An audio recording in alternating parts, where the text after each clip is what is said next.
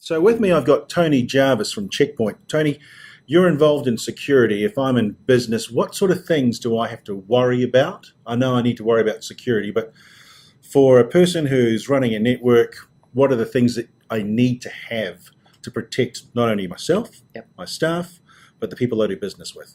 Yeah, so it's almost counterintuitive. We like to think in the security community that it's the latest and greatest that's going to get you and you're going to fall victim to, and they're going to be really sophisticated attacks, and we've got to really improve and invest and continually one-up ourselves.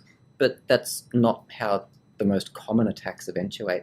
Really what it is an attacker is going to try to find the weakest link into an organization or into an individual, if that's who they're coming after. What is that often? Because that'll be pretty much the same everywhere. Yes, it is. And to be honest, it's basic human behavior. It's human nature. So if there is something that we are interested in, we have an inclination towards, we're going to want to learn more about it. So if something comes our way and it looks interesting and it excites us in some way, then we will click on a link or we will open a file and want to learn more about it. And exactly that happened just last week with the FIFA World Cup that's in progress at the moment. Right. There was a worldwide phishing campaign that was part of that, and emails were circulating saying, well, look, here is the agenda of the matches, and it's got a live tracker. You can see who's beating who and what the scores are. And people, and even security people who know this stuff, for 5 seconds, their basic security mind got shut off because of, oh, I'm interested in that. Yeah, I want to find out more. Let's click on it. Oops, I just remembered I'm not supposed to do that. And so that's how it happened. How can you stop yourself? I mean, because literally thousands of emails will come through and someone will go, oh yeah, I want to go to Fiji, click. What do we need to look out for? How do we know it's a bad actor? Yeah, there's more than one thing you can be on the lookout for, but number one is if you get an email in your inbox that is from someone you don't know, 9 times out of 10 you shouldn't be opening it. Right. If you don't know that person, there's no reason why they should be sending you an email. If it looks too good to be true, it is. You know, you get emails from time to time saying things like, it's from an airline, and, you know, we're giving away $1 tickets, and to claim that $1 ticket, you need to log on to the site and enter your name and your surname and everything else. And that's not the legitimate airline's website. That's a fraudulent one that's been set up. Even the whole, we're familiar with the banks. You get an email from a bank saying, oh, we've detected suspicious activity with your account. Please click on this link to go and reset your password. That's not a password reset link. Right. Yeah, so that's taking you to a website that's been set up by an attacker, and it looks exactly like the one you would expect to see.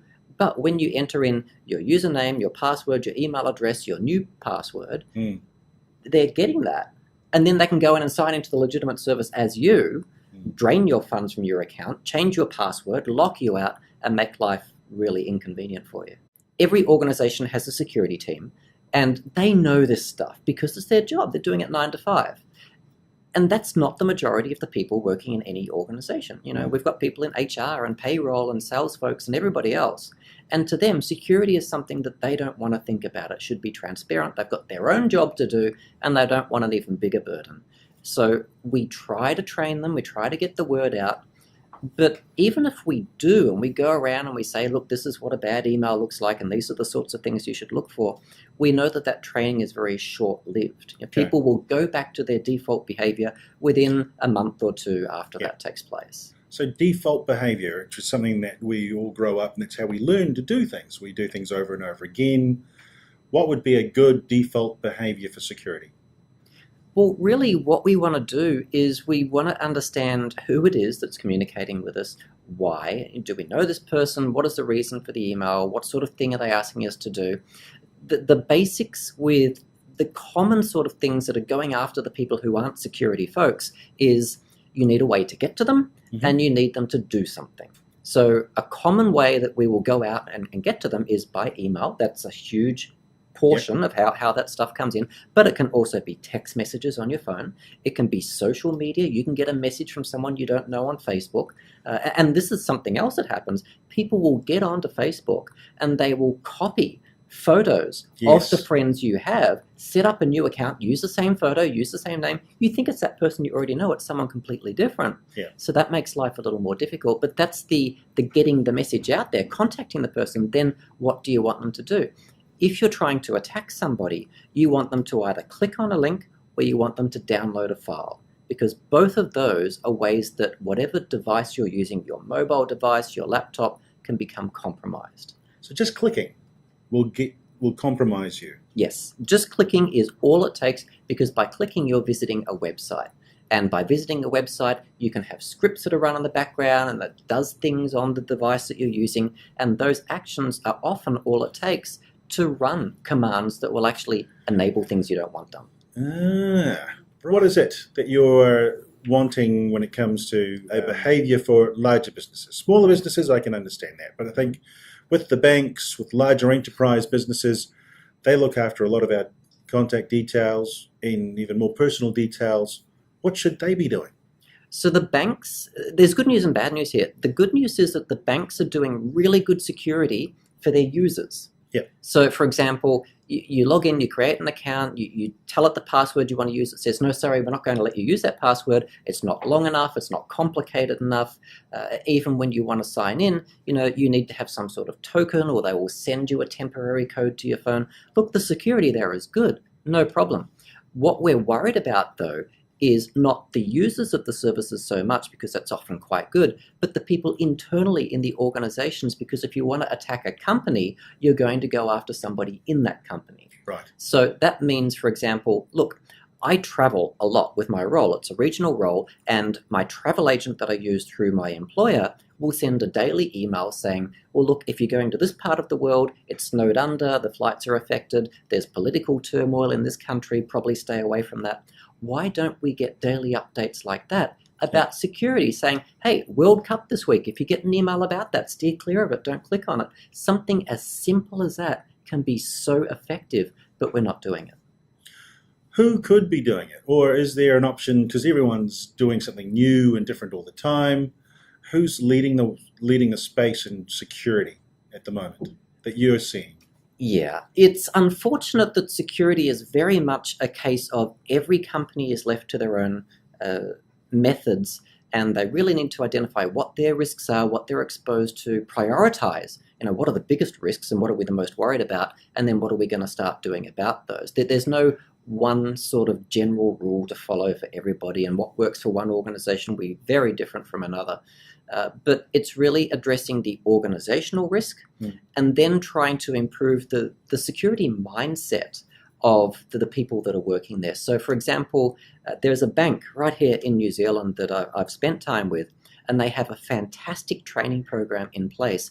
They will take every employee, not just the security team, but every employee, sit them down and run through with them, what is phishing? Who are these people? Why are they sending you these emails? How do you sort of join the dots and identify, based on an email coming in, whether you should trust it or whether you shouldn't? But not leaving it there, what do you do next? So you've got an email, you think it's maybe not quite right, maybe you're not 100% sure. What do you do next? Well, they've got a button in their toolbar, in their email application. All you need to do is click that. And what it will do is it will send that email to the security team. Yeah. They get an email coming back straight away saying, thank you very much for bringing this to our attention. There is no danger of people being worried about, oh, I sent something to the security team, but it was okay. It was a fine email. I've just wasted their time. They don't care. They're not worried about that. They would much rather you do that than not click that button, and it was malicious. So there's a very good culture it builds up that the security team is there working with you, instead of, you haven't done the right thing and they're going to get you into trouble and we need to have not such great relations between the two teams. It's a company-wide culture that they're building. Brilliant. Now, the reason why we're building these company-wide cultures is because we're having to, you mentioned it before, create some behaviors, default behaviors. Yeah. So what are we needing to tell our children as they come through in this digital age?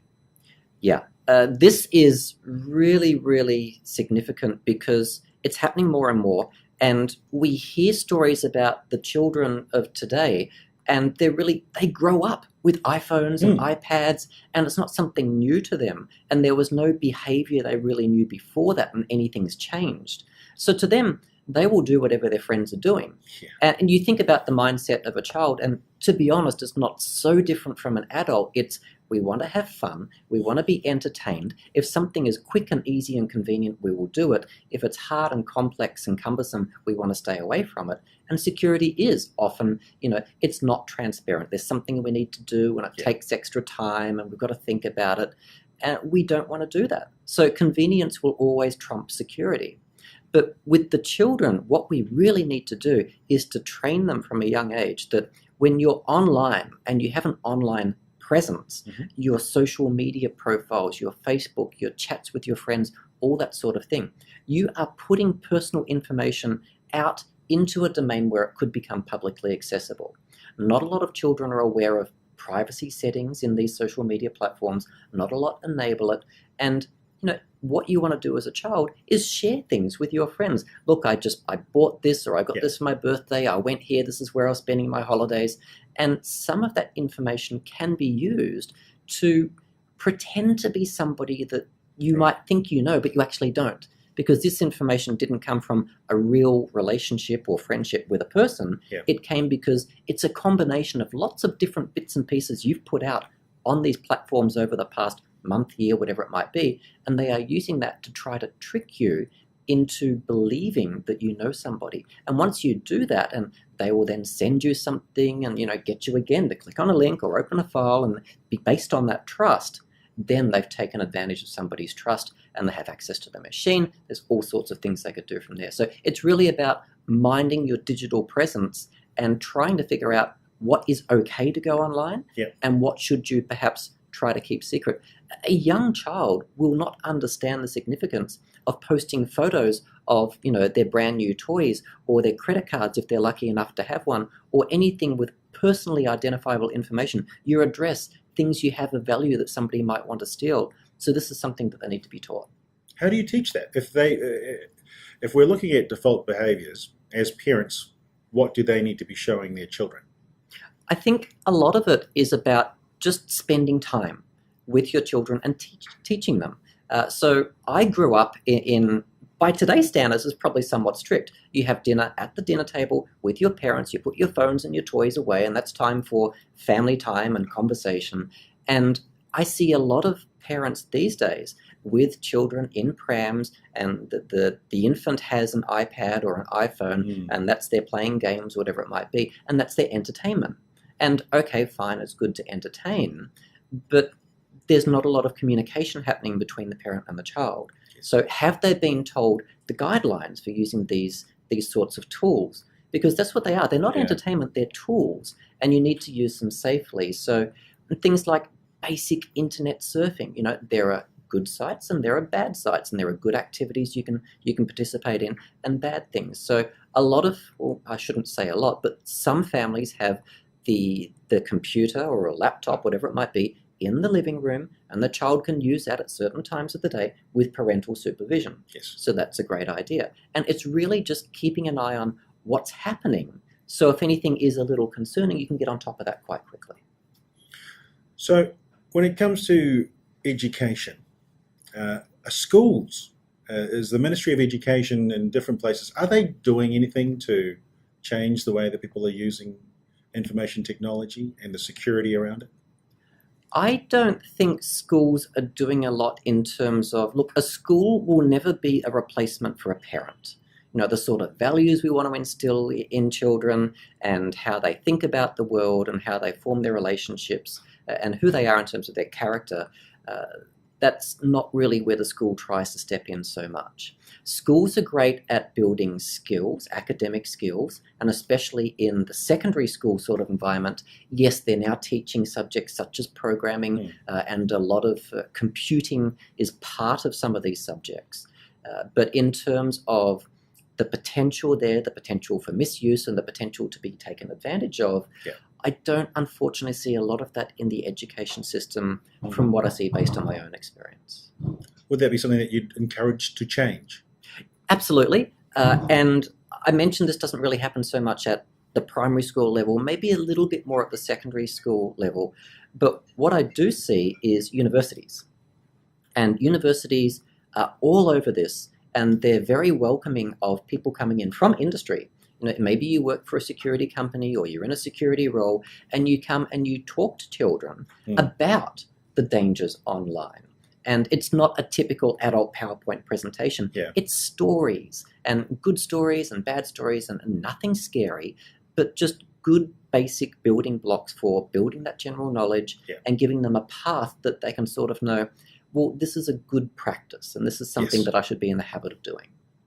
And you're going around New Zealand talking to people about good practices for security? That's right. That's right. So having lots of good conversations. Good. What's the hottest subject in security at the moment? It's interesting because a lot of people would expect it to be the latest and the greatest. Right. What is happening in security right now? What's brand new, and what's still going to be the thing for the next 12 or 24 months? What are we just on the tipping point of? But that's not what people are talking about. It's not what people are doing. And it's because that in security quite often comes last. Yeah. We have things come to market and new opportunities they bring up, and improvements in productivity and reduced costs, and businesses will take advantage of that. But then the security starts to follow. Something will be made possible that wasn't possible before, true. and then some threat actors, some criminals come out and find a way to take advantage of that, and then we identify, there's a risk there, and we need to do something about that risk, and then those conversations start happening. So things like employees bringing their mobile phones into the workplace, their smartphones, businesses moving their workloads or their email into the cloud. Even Internet of Things is a really common thing, because we think of Apple smartwatches and things as Internet of Things, and they are. But your home internet router, it has internet connectivity. It's a fairly dumb device. You buy it from the store, you unplug it, plug it into a PowerPoint. It's basically, that's it, you're up and running. How many parents will set that up and even know that they should be changing the default password? And so absolutely. A lot of this is the basics that get overlooked for some time until it can't be ignored anymore. And that's just where we reminded are. me, I haven't changed my default password for a while. I'll have to get onto that. So thank you very much, Tony. And you work at Checkpoint. How's Checkpoint going in the security area? Yeah, so I work for Checkpoint, which is a global security vendor. And our job is quite easily summed up as helping organizations do their business digitally, but staying safe at the same time. So it's a struggle between, you want security controls, but you still want to be productive. You don't want those to be counterintuitive and cause a lot of frustration for your users. And you want it to be simple to manage. And that's what we're all about. So we want to see a safe, connected cybersecurity landscape happening that people can enjoy, and making that accessible to the public. So we talk with businesses, we talk to the general public, and we try to get the message out there that, yes, this is who we are and what we do, but putting that to one side, what general sort of practices can the public at large be doing to keep themselves secure at the same time as well? Yeah, it's an area where people need to know more about. For some reason, we don't have those conversations. Yeah, sometimes there's a knowledge gap, a lack of public education, and we try to fill that in our sort of travels around the region as we're going about doing those other meetings, those other workshops, and spending as much time as we can with the general public. Lovely. Tony Jarvis, Checkpoint, we look forward to talking to you again. Thank you very much.